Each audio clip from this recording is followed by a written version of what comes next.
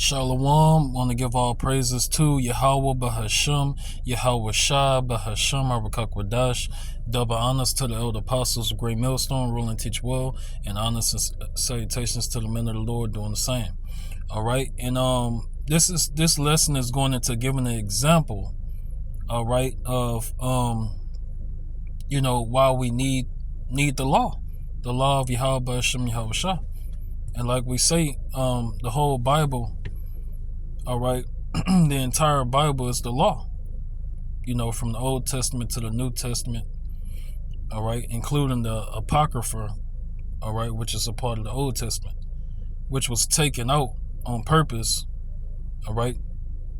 Those 14 books was taken out on purpose by, Esau, all right, and that's just further, to hide the truth, all right, and to deceive the world, okay? But I want to give an example in this lesson, all right, to show that, because Christianity, all right, you Christians, you don't understand, what you be saying, all right, when it comes to, keeping the law, statutes, commandments to the best of our ability, all right? And in the scriptures, it lets you know we ain't gonna be able to keep them perfectly, but you still gotta, keep them. All right. And what's the opposite of the law? You have lawlessness. Without the law, you have lawlessness. All right. And I just want to show that, to give an example of to show that why you need the law, statutes, commandments. All right. And then Babylon the Great America, it's a state of lawlessness. Do as thou wilt, come as you are. Be who you want to be. Be whatever you want to be. If you want to be a dog, you can walk on your knees and hands.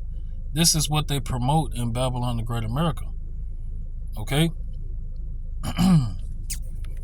So I'm going to get this precept right here and, just flow through the spirit. Also, I wanted to, Lord willing, if I got time, I might do a separate lesson on Isaiah 4:1. Because I was meditating on that through the spirit, and I can see how Isaiah 4:1, if not done correctly, it can become a snare. It can actually, it can go from a blessing to a curse. That's why you got to be thankful that we have the elder apostles of Great Millstone on down to the least of them. So we got leaders, spiritual leaders, and teachers, all right, that give you the that straight narrow path that Yahweh Ba'ashem Yahweh Shah wants you to go down, all right, and tell you how to do things the correct way, and give you all the wisdom, knowledge, and understanding, all right, that you need for these hard times that we about to enter into, all right. Because without the proper understanding, of Isaiah 4:1 and how to conduct, all right, conduct business and that, and dealing with that situation, it can go from a blessing to a curse. All right, so they've been on my spirit to talk about that, but first I'm gonna talk about this to prove how perfect the law, statutes, and commandments are. So this Romans 7:12. Wherefore the law is holy, and the commandment holy and just and good. Okay, I'm gonna read it again, then get 13. Wherefore the law is holy, and the commandment holy and just and good. And the example, this is, a perfect example that I'm about to give in the scriptures. So verse 13. All right, and the example I'm about to give, it's in the book of Leviticus. All right, but letting you know, you can't have sex with family members. All right, you can't see them naked and things like that. And that's something you Israelites, without the truth, you already was taught that from your parents and grandparents, and family members, you know. So certain laws, you Israelites, that's not in the truth, you naturally keep. All right, you naturally know right from wrong. Knowing right from wrong, that comes from the Bible. The Bible tells you right from wrong. All right, in the form of what? Laws, statutes, and commandments, do's and don'ts. All right. Verse 13. Was then that which is good made death unto me? God forbid, but sin that it might appear, sin working death in me, by the which that which is good. So, like, let me start over. Was then that which is good made death unto me? Right, because the law is good for you. All right. And it says, God forbid, Yahweh forbid, but sin that it might appear sin. All right, because we're in sinful flesh. The bodies that we're in is unable to to be perfect. Okay, to be without sin.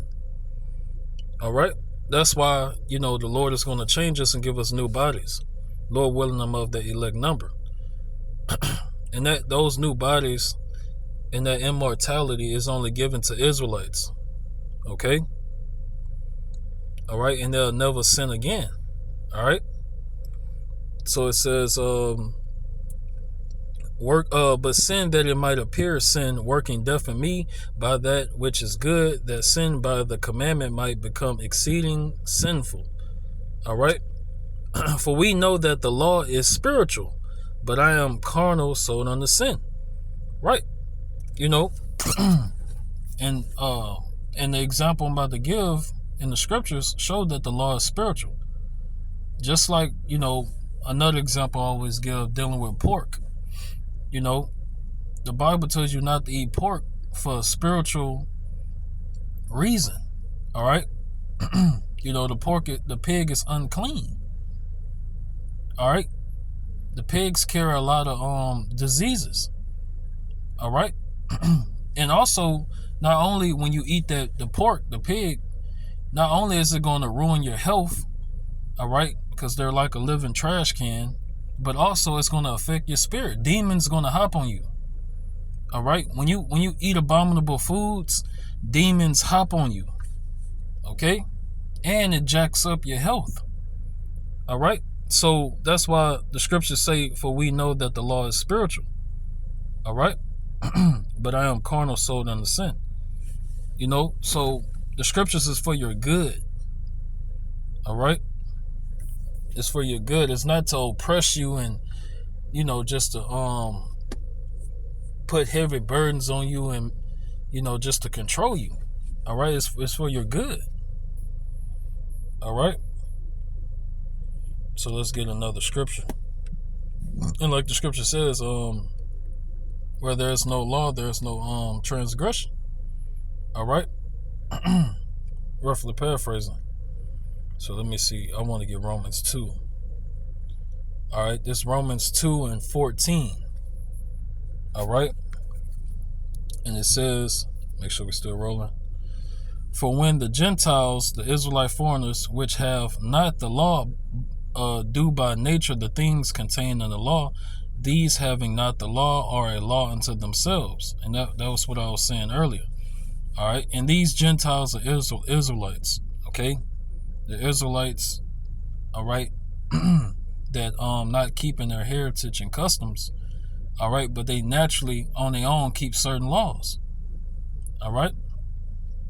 Like the scripture says, just to give an example, not to bear false witness, not to lie. All right. You have Israelites in the world that's not in the truth, that don't read the Bible at all, but they parents taught them, hey, don't be a liar, don't be gossiping, all right, don't be spreading lies about people, because hey, we're the sons of God, of Yahweh B'Shem Yahweh Shah, Yasha Allah. All right. So we're the most spiritual people on this earth. The 12 tribes, you so-called blacks, Hispanics, and Native Americans. All right. And the most spiritually inclined, all right, or the closest to Yahweh B'Shem Yahweh Shah. All right. You know, that's why Israelites are peaceful. We're naturally peaceful. Okay? A plain man that dwelleth in tents. All right? Like our forefather. All right? Like our forefathers. You know? So let me read it again. I'm going to get the other scripture. It's Romans 2:14. For when the Gentiles, which have not the law, do by nature the things contained in the law, these having not the law are a law unto themselves. All right? And I'm going to give you an example. Got that. Make sure I got it in here. And I'm going to start from the top. This Leviticus chapter 18. All right? And the point of this, you know, is just to give an example and to show the importance of the law, statutes, and commandments. All right? Because, you know, part of repenting is coming back to the law. But we understand, okay, we can't keep it perfectly. All right, but you're still, to the best of your ability, you know, through faith in Yahweh Hashem Yahweh Shah, you're going to try to live according to his word. Okay? And the scriptures also say eat the whole roll. Okay?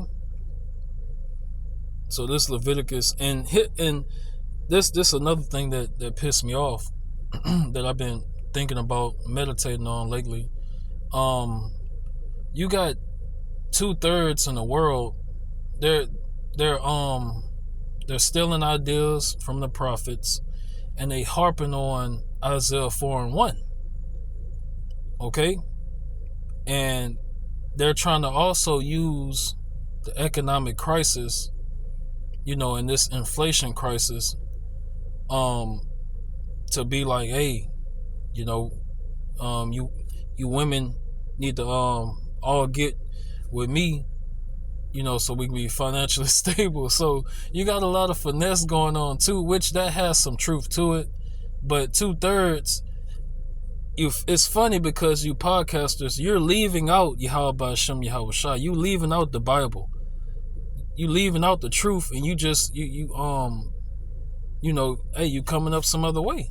You know, you trying to do your own thing.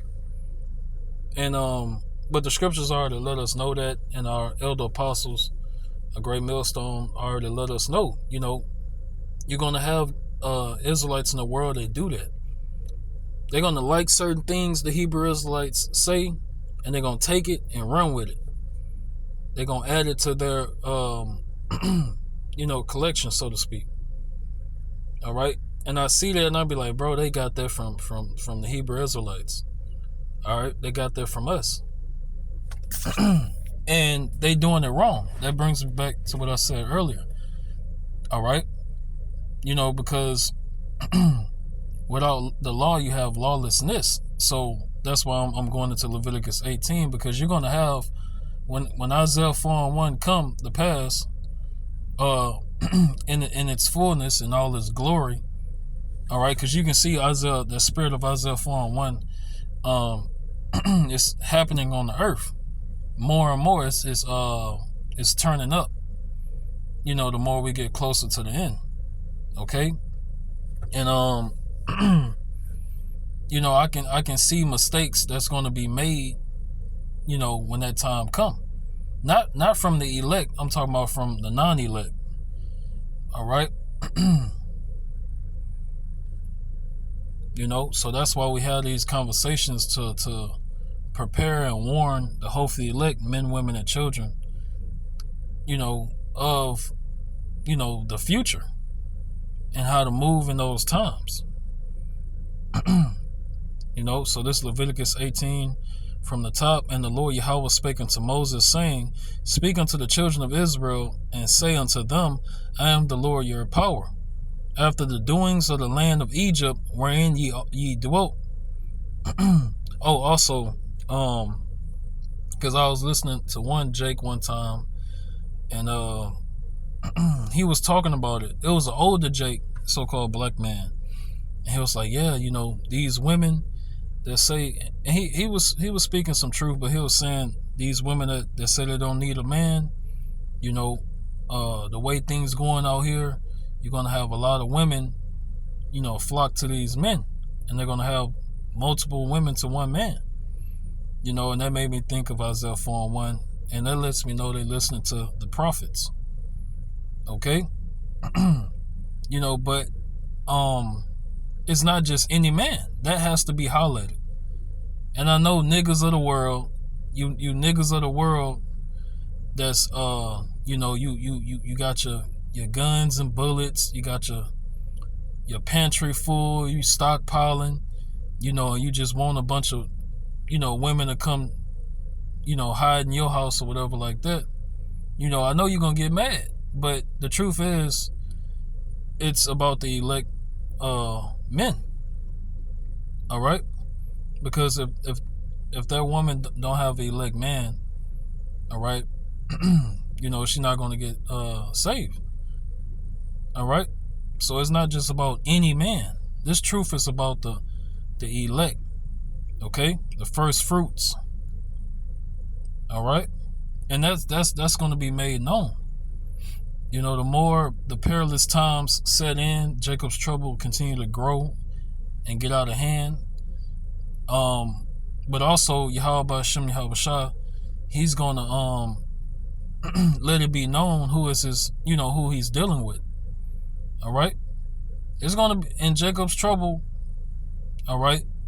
In the days to come from now, and forever, it's going to be made known, okay, who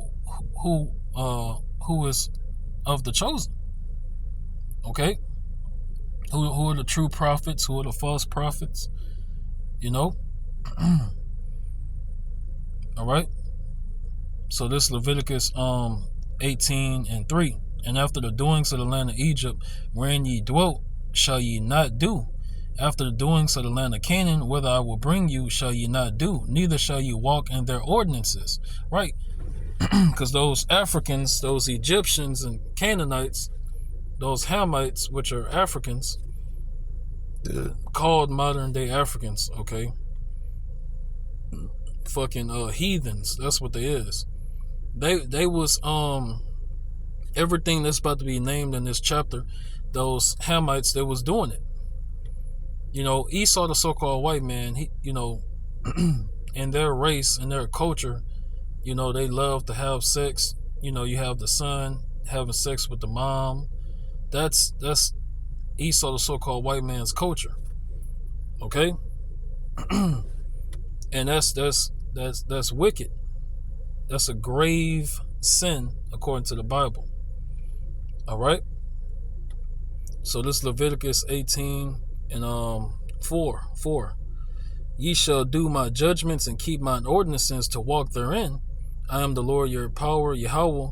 Ye shall therefore keep my statutes and my judgments, which if a man do, he shall live in them. I am the Lord Yahweh. None of you shall approach to any that is near of kin to him to uncover their nakedness. I am the Lord Yahweh. All right, talking about having sex. All right. But also, looking upon them naked, literally. You're not supposed to do that. All right? And this shows that the law is holy and just and good. All right? So you people of the world that try to act like you righteous, self-righteous, and you know what's right and wrong just on your own accord, like you just so smart you figured it out yourself. No. All right? Yahweh Shem Yahushua been told us not to do those things. The Lord already told us right from wrong. Okay? So and that got me thinking, because it got me thinking about the past, listening to certain uncles, and you'll have uncles, dropping knowledge, wisdom. And the whole time, some of the things they're saying is literally in the Bible. But you would think they figured life out. No. The Bible explains life for you. All right? And the Bible is for the Israelites. So it's kind of aggravating because it's like a lot of things you learned in the world, far as right from wrong, is found in the Bible, in the law, statutes, commandments, which you Christians speak bad about, and you demonize the Hebrew Israelites for telling you, to try to keep the law to the best of your ability. All right, and to walk in wisdom, amongst those that are without. Okay, wisdom, knowledge, and understanding come from the scriptures. All right, so it says, verse 7. The nakedness of thy father or the nakedness of thy mother shalt thou not uncover. She is thy mother, thou shalt not uncover her nakedness. All right, and that's plain and simple. All right, you're not supposed to be looking on the nakedness of family members. Neither are you supposed to be having sex with family members, and that's something Esau, the so-called white man, don't understand. All right, that that iniquity is heavy in their culture, in Esau, the so-called white man's culture. All right, in their nation. All right, of people, they love to do those things. Okay, and and everyone knows it. All the other nations know it. Okay, and they make jokes at Esau about it. I seen it all the time. Like whenever a so-called black person would get mad at a so-called white person, the first thing they'll say is, shut up, nigga. You fuck your own sister. That's the first thing a black person would say to a white person, because they know, Esau, so-called white people, they love that activity, to sleep with their own kinfolk and family members. All right. So the point was to show that, going back to Romans, this is the point. Romans 7:12. Wherefore the law is holy, and the commandment holy and just and good. Okay? That was the point. And just to show, hey, a lot of things you learn right from wrong in the world, but the whole time is literally written in the Bible. So you should be giving credit, giving praise to the Lord, to Yahweh Hashem Yahweh Shah.